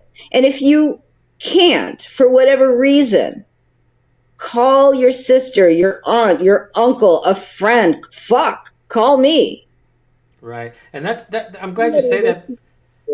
I'm glad you say that because parents, talk to your kids and let them know that it doesn't only have, if you see some kind of injustice in the school, not only regarding your own child, but somebody else's child, if you see a teacher bullying a different kid that's not your kid, stand up for that other child as well. Not just your own, but ask questions. Find out who that other child's parent is. Try to talk to them.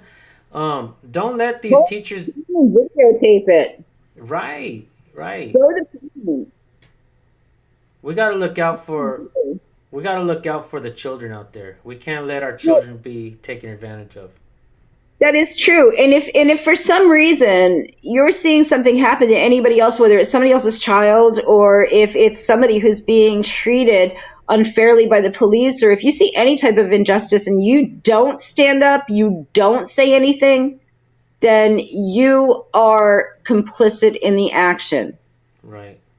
You really are. There is a poet out there who wrote about the Holocaust, and I'm going to paraphrase it. You know, they came for the gypsies. I wasn't a gypsy. I didn't say anything. So, you know, whatever. Then they came for the Jews, and I wasn't Jewish, so I didn't say anything. And then finally they came for me, and there was nobody left to speak.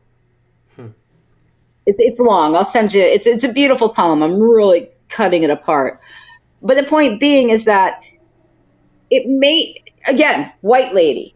A lot of this crap doesn't happen to me in my lifetime. I can get away with a lot of things that most people have never, ever been able to get away with because I'm blonde and I have blue eyes and I have boobies. So I get away with things. I learned, don't do that. It's wrong. It's not justifiable. But I had to learn. But I knew I did it. And I have to use that not as a way to get what I want for me, what that gift really is for, which is to hopefully in one way, in a small way, in a minute way, make an influence for a greater society. So if I can smile and flat my eyes and flash the hair and show the cleavage and talk about how our children are being harmed, then so be it. I have to use the tools I've got. And that's the same thing that we have to do for everybody's child and for all people out there in society. Not just the homeless people, our brothers and sisters who are being murdered by cops. You know how many times I've been arrested for interfering? It's fucking outrageous. Because I will step in. I'm stupid. My lawyer tells me all the time how stupid I am. Because I do. I don't think you're stupid at all. I don't believe you're stupid at all. I believe that you are unafraid to stand up, to injustice. And, it takes bravery. I think you're brave, not stupid. I think my greatest contribution to society is to lay down my own life. If I am not willing to put my life on the line for what I truly believe in, then do I truly believe in it? Well, if I'm not willing to sacrifice myself for the cause, then how dare I ask anyone else to sacrifice themselves? Well, I think you are a noble person. I think you've endured a lot throughout your life, and I really appreciate you coming on and telling your story. And it's going to make me do a lot more research into these installations. And I don't want this topic to die out. I don't want this to be swept under the rug. I want all you auditors who are watching today, pick up on this. Let's start talking about this. Let's start. Wolfie Gladley, Southeast PA. They were out at the Juvenile Justice Center, and I saw them, and I ran up to meet them, and they were already gone. Really? But they're out there. I mean, do that. Let these kids know that we hear them, we see them, and that we're doing something about it. And again, attend meetings, pass legislation, get regulation. It's crazy that they're not regulated. Wolfie Gladley is a really good friend of mine. I spoke to Southeastern PA on the phone the other day for over an hour. An absolute gentleman. I love both of those guys. I respect both of those guys a lot. And I'm glad you bring up their names. And I think those are two of the most solid dudes in this community. And well, they're close. I'm going to use this platform. Guys, come to dinner. I am an excellent freaking chef. I have worked all over the world. Outstanding. I watched the movie. Off topic, I watched the movie yesterday about a chef who killed all his guests. I don't know if you've seen it recently. It's freaking hilarious. John Leguizamo. Have you seen that movie?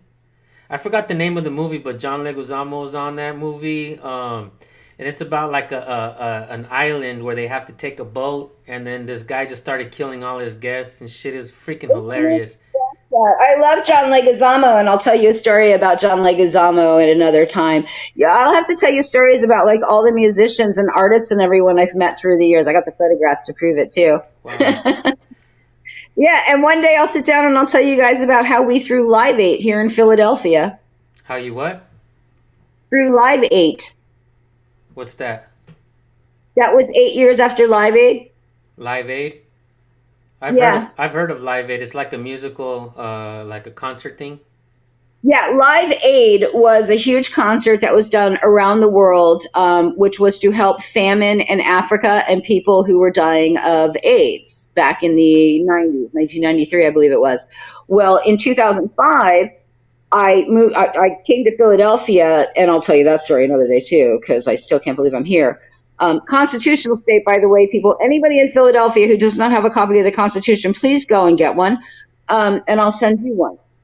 Anyway, we all got together in Philadelphia, and we were like closing down our music company that we used to have, and we decided that we were going to throw one last show. And so we ended up throwing Live 8. Live 8. 8, which went around the freaking world. It was the best concert I'd ever thrown in my life. Yeah, I've actually heard of that. If I'm not mistaken, It, go I ahead. have I have the photographs and stuff. I'll send them to you, or I'll figure out how to upload them or something, because that was really interesting. That was a lot of fun. Which brings me to my last comment. I would really, really, really love to invite everybody to Philadelphia for a conference for the, I mean, it is where the Constitution was written. And we could do a conference here and really make some headway. That's cool. That's it. Amazing. Well, Sam, thank you so much for coming on and telling your story. I want to do a follow up with you, and I want to keep in touch with you. I want you to educate me more. I want you to show me things about this. I don't want, like I said, I want this to get out there. I don't want this to be swept under the rug. And I think we as a people need to come together and figure out a solution. Because I don't want to just talk about problems that are out there. I want to find a way to find solutions. And I think that we, the people, can do it. Look, we're on In the YouTube. words of Dig, stop bitching and start a revolution. Yeah. And you either have evolution or you have revolution. It's up to us. Look, the school system failed our kids. They failed the parents, grandparents. They're not teaching us our rights, our natural rights. Churches are not teaching us our natural rights. Parents are not teaching us because they were never taught. Nobody seems to be teaching anybody our natural rights.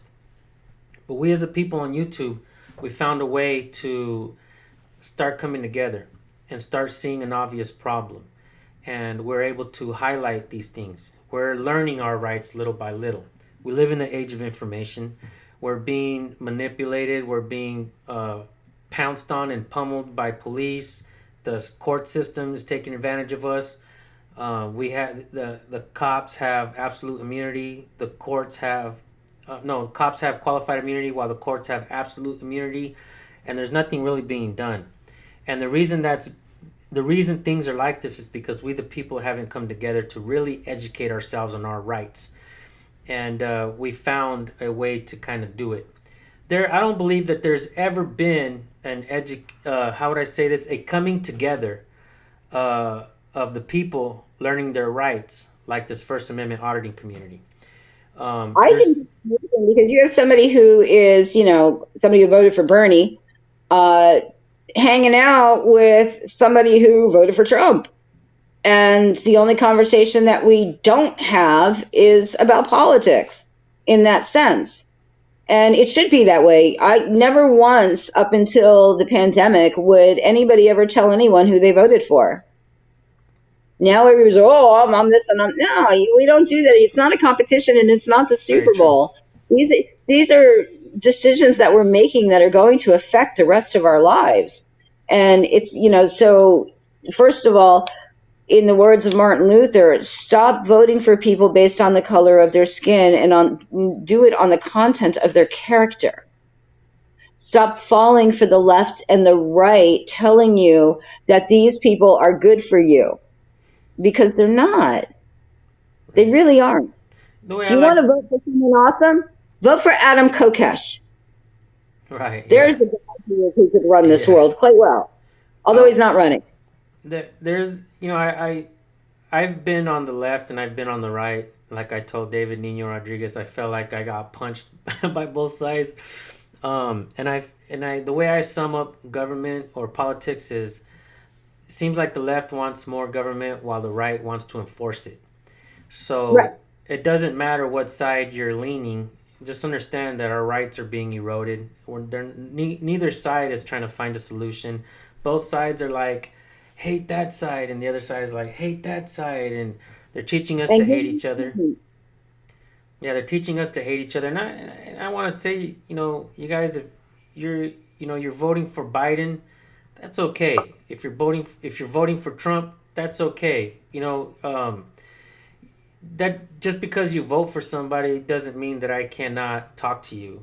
I have had discussions with my own family, with friends. I've been on, three-ways with three-way phone calls with folks who are on both sides of the spectrum of politics. And I'm just like, look, guys, just because we vote for the other guy doesn't mean that you guys can't talk to me. This is America. To the table. And I think we need to see the bigger picture. And I believe that government and politics are definitely trying to divide the people. And I think this, like this, for instance, this First Amendment auditing community is one of the first, how would I say it, activist communities that it really doesn't matter which way you lean. It doesn't really matter if you're a man or a woman or, black or white. Everybody's involved in this community. Everybody can agree that we need to learn our natural rights. And I think more people learn their own natural rights, the more justice you will demand of your government. And it's a coming together of great minds, of people who believe in freedom. I agree. And I want to point one thing about Americans in general. And that is, when the shit hits the fan, we are neither Republican nor Democrat nor liberal nor Green Party. We are Americans. We are some of the most amazing human beings in the world. We have been raised no other way than anybody else in the world, and we have forgotten that. And again, we are not Republicans or Democrats. We are Americans first. And that doesn't mean America first and that whole don't let any other country in our country. That's not what I mean. When you're here, you're here. But we are Americans first and foremost. And if we realize that I want my neighbor to be able to sleep in a safe house with water that is healthy for them and clean air just as much as I want it for myself, then we'll realize that we do have so much more in common and that the divide is ridiculous. Eric, what is it, auditing Erie County? You would think that someone like me would unsubscribe from them and totally not pay attention to them because they went and smoked a joint in Nancy Pelosi's office. First of all, God bless them for smoking the joint. And under any other circumstance, I would laugh my ass off at that. Now, here's a person who was influenced and followed the hive mentality, and this is what he got. Now, does he still espouse that type of behavior? Absolutely not, because he learned to think for himself. So why would I stop embracing that person? Would that not only develop more discourse and cause them to drag their heels into the dirt more and find reason to be angry? It's so much easier to set somebody aside, not aside, it's easier to confuse someone if you come at them with kindness and compassion. True. And if we in the hippie days, we used to love bomb you. And Native Americans, they had it right. When somebody did something wrong, they put them in the center of the group and they loved them to the core. And they told them all the good things about them. And then they hugged them and they let them go. So I could go after people like Ron Benghazi or Erie County for the silly little things that they do. Or I could look at the big picture, which is we're all in this together. And if my rights are being eroded, then your rights are being eroded and the children's rights are being eroded. And we're going to end up in a very dystopian society. And I'm not going to be here for it. And my children will not suffer for it because they don't have any. But other people's will. And that's not acceptable. Very, very true. Awesome. Thank you so much for letting me come on and talk. I feel so silly. You're welcome. This is actually went on over an hour and a half than I expected it. But no, that's good. And that's good. And you're very well spoken, by the way. And I think you have a lot to bring to the table of accountability. Great. 7th grade education, people. And then after that is when I went out and I taught myself. And that's the other thing. If they're not teaching your kids in the school, then buckle down and start teaching your kids at home. Absolutely. I agree. And put on something educational. Cool. We'll talk more. We have each other's number, and I'll get you in touch also with my, if you want to start writing a book, I have a publisher who's my assistant. She's already helping Jason Bassler from the original Police the Police accounts. He also has the Free Thought Project. He's writing, he's writing a children's book to kind of teach them the rights and stuff like that. And my publisher is gonna help publish that book for him as well. And So Liberty Kids. what was that? Liberty Kids. I have never heard of that. PBS animated program that was put out by Dustin Hoffman and a couple of other celebrities about history, mostly the Revolutionary War. I know that he and that group, as well as the guy from Reading Rainbow, and I can't think of his name right now, but he was also in Star Trek, they have been trying to push an animated series about the Constitution. Wow. So maybe we could find people who want to do it and just go fund it and get it started instead of waiting for Hollywood to do it. Let's take, that's the other thing. We got to stop waiting for everybody else to get something done. Right. Do it ourselves. When I started, I'm just a street kid, you know what I mean? Not really a street kid because I didn't grow up in the streets. I grew up inside the home. But, just being a regular person growing up. You were a street light kid. I'm street wise too, though. I'll tell you that much. Street light, Light. You're a street light kid. When the lights came on, you went home. Right, yeah.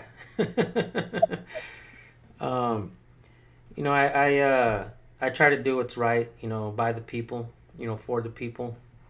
And I see a lot of things happening out there. And I think that a lot of things have happened. And we're in a state right now of a peaceful non-compliance. And the government has, I believe, run amok. And they're allowing certain, things to happen. And they're shutting down projects that are important. Like, for instance, the Constitution is not really being taught in school. And my daughters came home with some constitutional homework and shit, and it was like, whoa, what the hell is this? Like, this shit is difficult. Flag Day. Yeah, and it's like, this is something that I can't even remember, right? So we're not really teaching them the way that they need to learn this type of stuff. They're bombarding them with a whole huge assignment. It's almost like so that they can fail. And like I said, nobody really is teaching anyone the Constitution or natural rights. And I think the reason being is because our natural rights in the Constitution wasn't written to give us our rights. It was written to limit the scope of authority that the public officials have over the people. Of course they don't want that. But if you read the whole thing, there's actually a little caveat in the Constitution that stipulates if the government is no longer working for the people have the right to dismantle and rebuild a new government at any given time.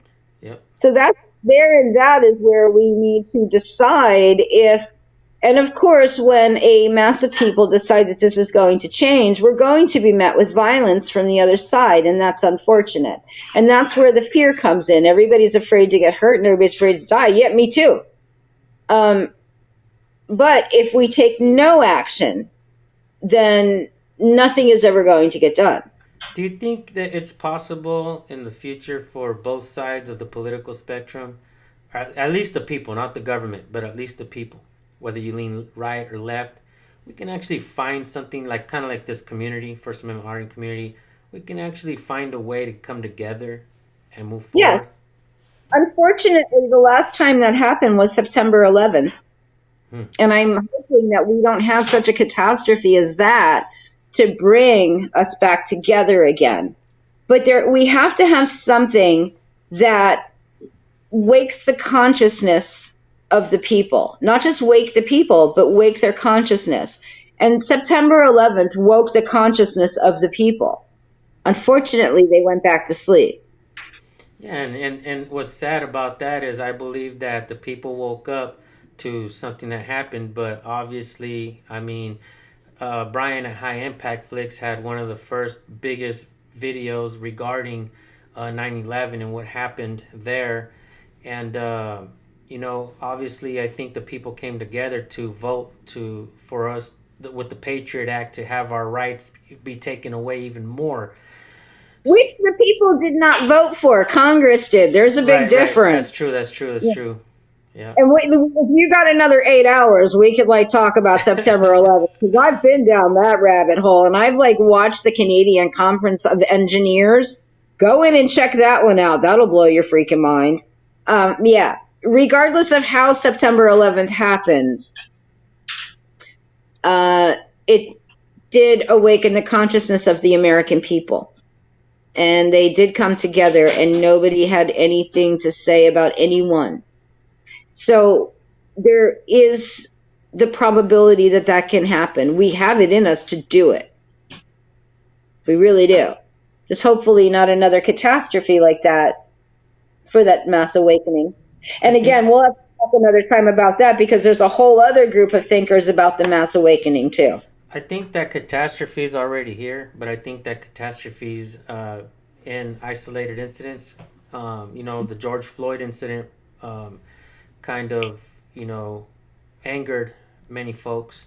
Now this Tyree Nichols incident angers a lot of folks. And like I said, I went on that podcast with David Nino Rodriguez, and this is like folks who, back the blue. And I was able to speak my mind. David allowed me to talk on there, which was amazing. I think he's a great interviewer. And I was able to present, what I had to say without being interrupted all the time, make myself look like a jackass. Because sometimes when I'm saying something and I get interrupted, I forget what I'm talking about, and then I just don't get to finish. It's like, oh, this guy's just talking. And, like the support off that video that we did was tremendous. The comments came in like, let's get this guy on again. He was a great speaker. This needs to be talked about more. This needs to be shared. And like I said, I think we're onto something. I think if we don't look at all these situations like isolated incidents and we group it together and we see exactly what's happening, I think we can create change. Same thing with, the organizations that you're talking about. I think it's being swept under the rug by mainstream, media, mainstream television. They're not talking about these things. And, I think we have a platform here where we can actually at least give people the direction of where to look. And hopefully we can really come together and create change in the future. I agree with you 100%. And I'm going to let you go, because I can keep talking and talking and talking. I'm just one of those people. Well, you have a lot to say, and it's okay. Thanks so much. We'll talk Listen, again. Uh-huh. Fuck it. Everybody knows who I am anyway. I'm on Google. You can put my email out there if people want to get in touch with me. I don't know if I'll have any solutions, answers. I will respond to every email and at least acknowledge that I've gotten it. I don't know that I'll be able to be successful in what they may be asking in the email, but I'll do my best. I think I'm a therapist and I can't give therapy, but I will listen. I think your story alone is probably therapy for folks who have gone through the same things that you have, for them to hear you speak, for them. You're not just speaking for yourself. I believe that you're speaking for folks who have gone through the same situation that you have. Like I said, I think you're brave. That's very humbling and a little auspicious of me to say that I'm speaking for everyone that survived this. I'm one voice, and I am grateful, so grateful that you have given me this opportunity for my voice to be heard. But everybody else's voice needs and should have the same absolute opportunity. And you mentioned when you were reading, these stories below in the comments, and that's because nobody is hearing them. Nobody's listening. So I hear you. I'm listening. And I validate what you've gone through, people, because I know for a fact what happened to me has not stopped. Yeah. And I'll add to that. If any of you who are watching this want to tell your story, reach out to me at recordpolicenow@gmail.com. Maybe we'll get you on as well. And Sam, you're welcome to put your email on there. Let us know what your email is if you like. It's SAM as in Michael, AN as in Nancy, TK as in kite, A, Monroe @gmail. SamanthaMonroe@gmail. Cool. Sorry. Or reach me through the YouTube page. Yeah, definitely. I'll drop her original channel link in the description and pinned comment, guys. And I'm also going to put all the links that she sent me so you guys can do your own research. And I'm going to do my best to get you in touch with folks so that they can interview you as well and get your story out there as well. I think more eyes need to be on this. And I think, Especially you younger people. Especially you younger people. Right, true. So fresh to you. And the statute of limitations have not run out on you yet. So let's get you some justice as well as closing these places down. A lot of you can be heard. You can be heard in court. Remember that. Use that voice and scream it loud and sue the shit out of those people. They've got billions. Take their money. The best way to close those places down is to bankrupt them. Sorry. No, it's amazing. Good job. Sue them. Sue them. I'll put you in touch with the lawyers. I don't make any money off those lawyers, but I will put you in touch with them. Sam, Samantha, thank you so much. We'll talk soon.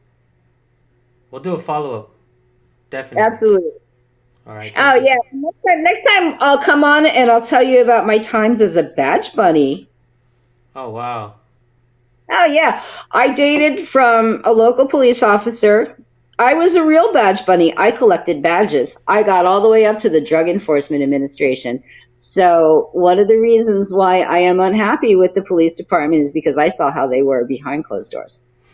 I heard their stories. I slept in their beds and talked on their pillows. Wow. Yeah. I used to be cute and skinny. All right, David, let me let you go. All right. Thank you so much for your story. Thank you. You're welcome. Thank you. Take care. All righty. Wow. Just wow, guys. Hope you guys enjoyed this. Not so much for the entertainment value, but for the educational value. Let's do more research on this stuff, guys. Let's not let this be swept under the rug like mainstream did. And let's bring it to light. Thank you, guys.